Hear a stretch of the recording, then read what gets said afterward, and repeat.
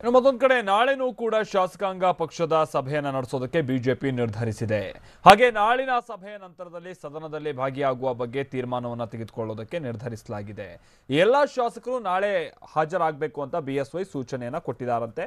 ಯಾವುದೇ ಕ್ಷಣದಲ್ಲಾದರೂ ಕೂಡ ಸಂಪರ್ಕಕ್ಕೆ ಸಿಗಬೇಕು, ನಾಟ್ ರೀಚಬಲ್ ಆಗೋದು, ಸ್ವಿಚ್ ಆಫ್ ಮಾಡ್ಕೊಳ್ಳೋದು ಈ ಥರದ್ದು ಯಾವುದೂ ಆಗಬಾರ್ದು.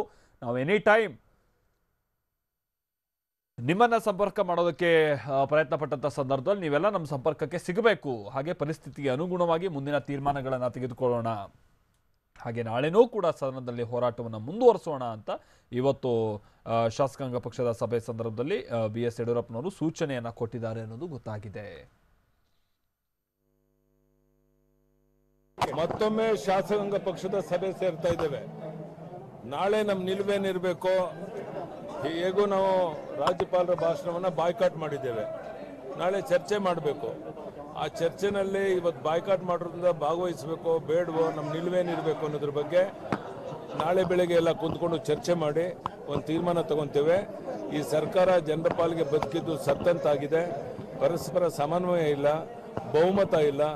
ನನಗೆ ಗೊತ್ತಿರೋ ಪ್ರಕಾರ 11-12 ಜನ ಶಾಸಕರು ಬಂದಿಲ್ಲ ಆಡಳಿತ ಪಕ್ಷದವರು. ಈ ಸಂದರ್ಭದಲ್ಲಿ ಬಹುಮತನೇ ಇಲ್ಲದೆ ಇರುವಂಥ ಸರ್ಕಾರದಿಂದ ರಾಜ್ಯಪಾಲನ ಭಾಷಣ ಮಾಡಿಸೋದು ಸರಿಯಲ್ಲ ಅನ್ನೋ ಕಾರಣಕ್ಕೋಸ್ಕರ ಬಾಯ್ಕಾಟ್ ಮಾಡಿದ್ದೇವೆ. ನಾಳೆ ಏನಾಗುತ್ತೆ ಪರಿಸ್ಥಿತಿಗಳು ನೋಡ್ಕೊಂಡು ನಮ್ಮ ನಿಲುವೇನಿರಬೇಕು ಅನ್ನೋದನ್ನ ತೀರ್ಮಾನವನ್ನು ತಗೊಳ್ತಾ ಇದ್ದೀವಿ. ಬಡ್ಜೆಟ್ 8ನೇ ತಾರೀಕು, ಬಡ್ಜೆಟ್ ವಿಷಯ ಬರೋದು 8ನೇ ತಾರೀಕು. ಈಗ ಚರ್ಚೆ ಆಗ್ತಿರುವಂಥದ್ದು ನಾಳೆ ನಮ್ಮ ನಿಲುವೇನಿರಬೇಕು ಅನ್ನೋದ್ರ ಬಗ್ಗೆ.